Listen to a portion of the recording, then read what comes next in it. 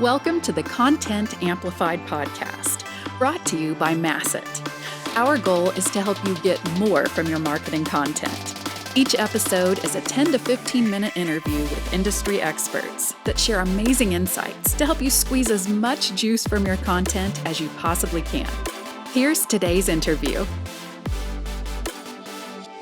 Welcome back to another episode of Content Amplified. Today I'm joined by Taryn. Taryn, welcome to the show. Hi, thanks for inviting me. You bet. Taryn, I'm excited for this conversation. I think it's super helpful for marketers, but before we dive in, let's get to know you. 2 questions we ask all of our guests.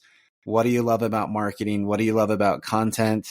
And then catch us up a little bit on your career and background. Yeah, so what I love about marketing, to me, it's the challenge, right? It's not all the same. Like every day is not the same, right? Like there's plenty of jobs where you can bury yourself into a table of data or a spreadsheet.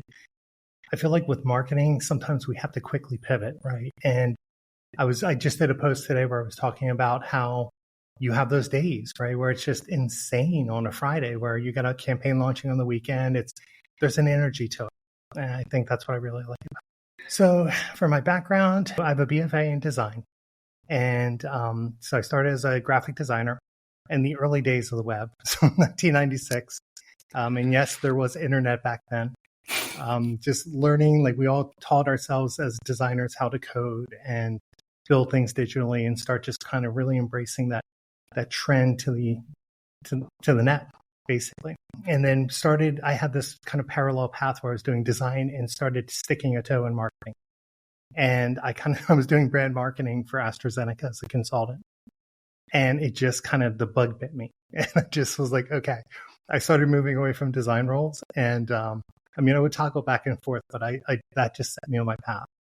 And then it was just from like brand marketing into channel marketing, becoming a thought leader over time. I've worked in industries, financial services, pharmaceuticals, technology, cosmetics, and agency side as well. So like I've just had a mix of it. Right now I'm just doing fractional consulting and marketing work. So doing content marketing and social marketing and event marketing. I love it. I love it. So this conversation, I think, is really relevant to anyone who is in marketing and is trying to find their place in marketing. It's such a fascinating area because everyone in marketing does something different for the most part. And although you may get some exposure, sometimes we get pigeonholed into doing an exact discipline. I know people that have been doing pay-per-click for 20 years straight. Yeah. And you know what? They may want to try something different, and that's a little tough. So Taryn, in your experience, how do you make some of these shifts when it comes to marketing? You've had that experience. How does that process work? What are your recommendations to kind of figure that out? To me, it's really keeping an open mind, right? And knowing what my core skill set is and what my core value prop is. So as a designer, I felt I was always geared as a problem solver, right? Because design projects are always problems that have to be solved in a certain way to get a certain response. So I was one of those, designers who I would do display ads, and then I would I would go back to the marketer and like, what was the performance? Which creative did better, right? And I wanted to dive into the data, and it kind of like some of those like early behaviors I started doing, I started realizing was like that's leading to that path. So when you look at like my resume or my LinkedIn profile, you're going to see something that's like popped all around, right? Like I try different things. Like I'll go and work something. I think the longest stretch I did something was probably 14 years of web, SEO, and PPC from design and marketing perspective. And then the second one was about 9 years of email. And I got to what you were saying with like, you get that fatigue, after 9 years of emails, like in thought leadership and, speaking at conferences, I was like, I need something different. And that's what I'm doing now. So I took what I'm doing now came really in 2022 in February. I knew I had some base core skills. I had an opportunity. I had the right mindset, right? And the right sell message for me, right? Because we always have to sell ourselves into that role. Like roles sometimes they're handed out, right? But it's like, you've really got to sell yourself to a hiring manager or to a senior leader. And I was able to do that and transition some of the stuff I've done previously to do a whole new different line of work that I have. So, and I've added like 3 or 4 more disciplines to my skill set. I love what you said right at the end. You've got to really sell yourself. And there are really cool opportunities to highlight certain experience that you've had in the past to really prove that you can take on this new challenge. Are there some strategies that you have or some tactical advice for anyone that is looking to really convince, let's say they're in an organization or trying to get a new position outside of their organization, to really like craft the narrative to show that they do have experience, even though their job title may not have reflected that actual experience? And we all know in marketing as well, titles can mean a billion different things from organization to organization. Yeah. But what are your recommendations there? So for me, with the last full-time position I took, right now I'm moving into fractional work, but the last full-time position, I was very clear. I was like, listen, I haven't done social media as like a core function, right? I have managed lifecycle marketing and email marketing and web and commerce marketing at the same time, but I also partnered up with other teams and started doing Instagram lives during the pandemic, right? And working and understanding how things function and how we have to market to that. So like I would pick certain things where I've done some work on social, like I did some work at AAA where I worked with the social team, right?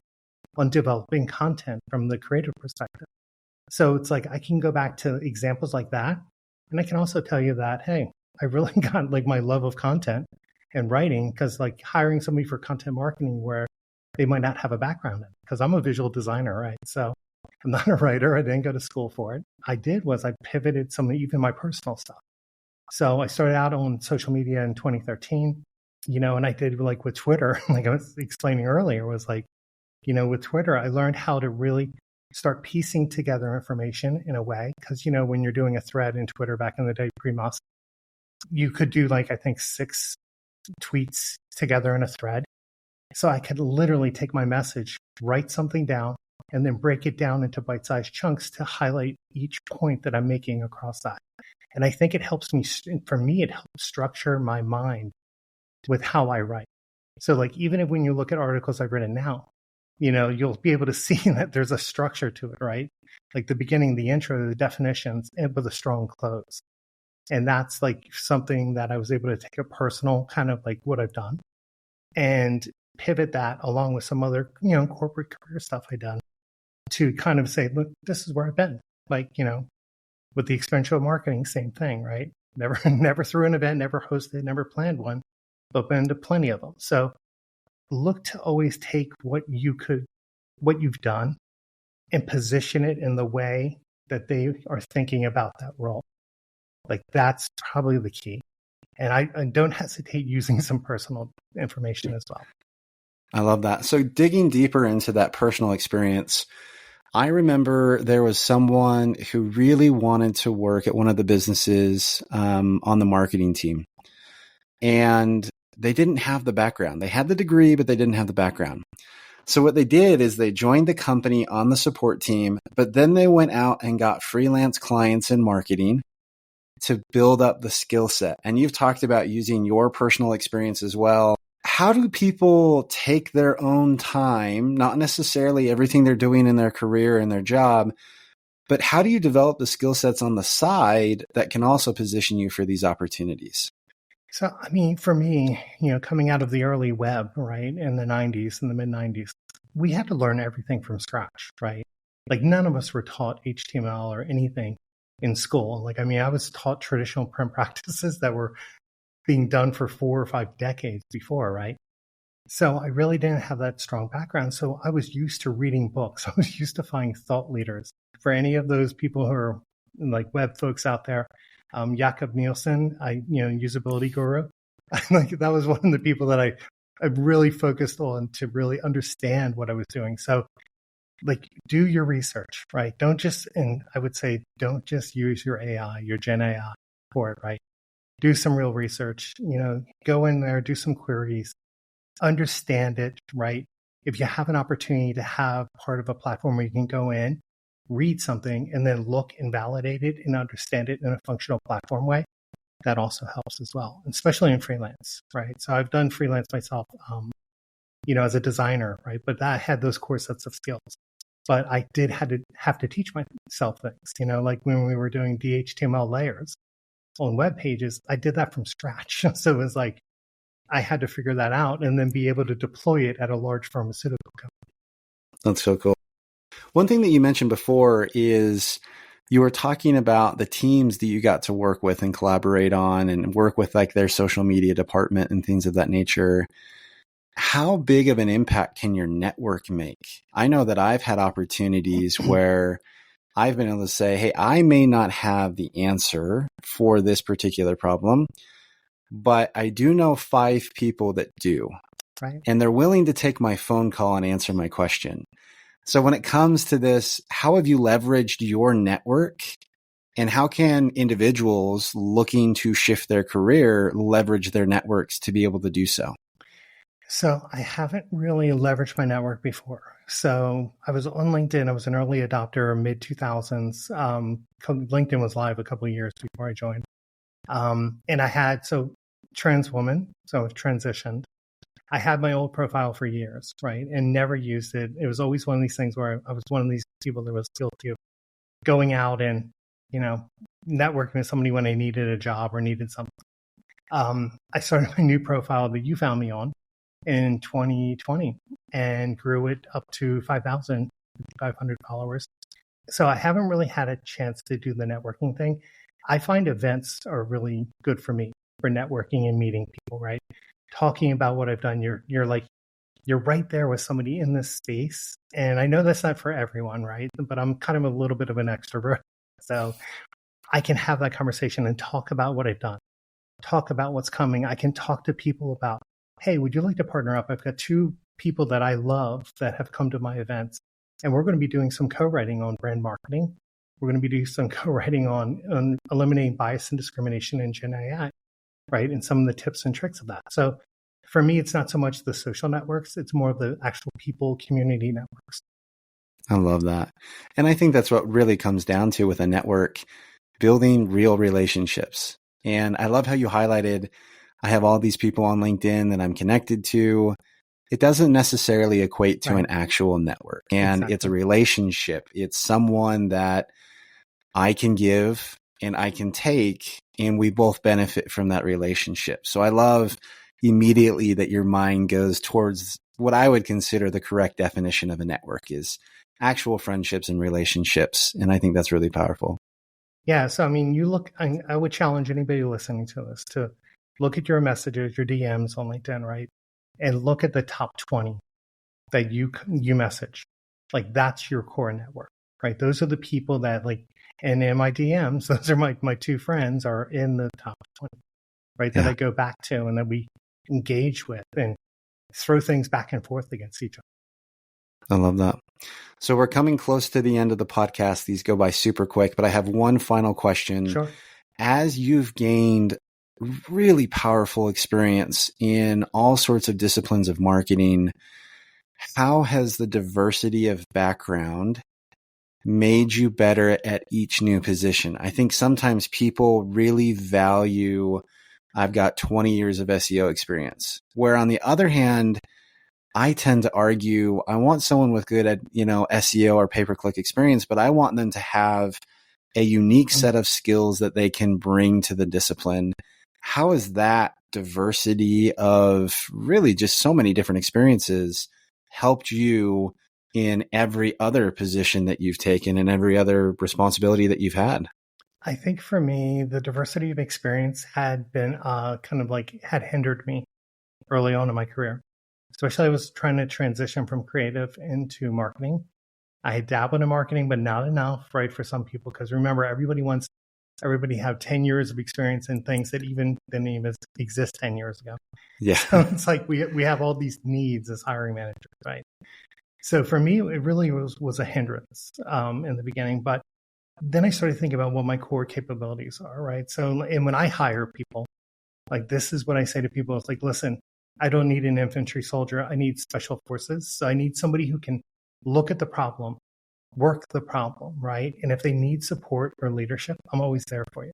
but I need somebody who's going to jump in there and has that desire and passion. And that's what I bring. So I have that desire and passion, the leadership strength that I've had over leading. I mean, I've led multiple teams, probably managed people for 15 years. And for me, like, that's one of those things that I bring, right? Is being able to meet with the team, explain what they need to do, help them, counsel them, support them, but also meeting with the C-suite, right? And like meeting with some very daunting operating committee officers and trying to get what you need out of that, right? So it's like, that's my core value prop, is really, it's like problem solving.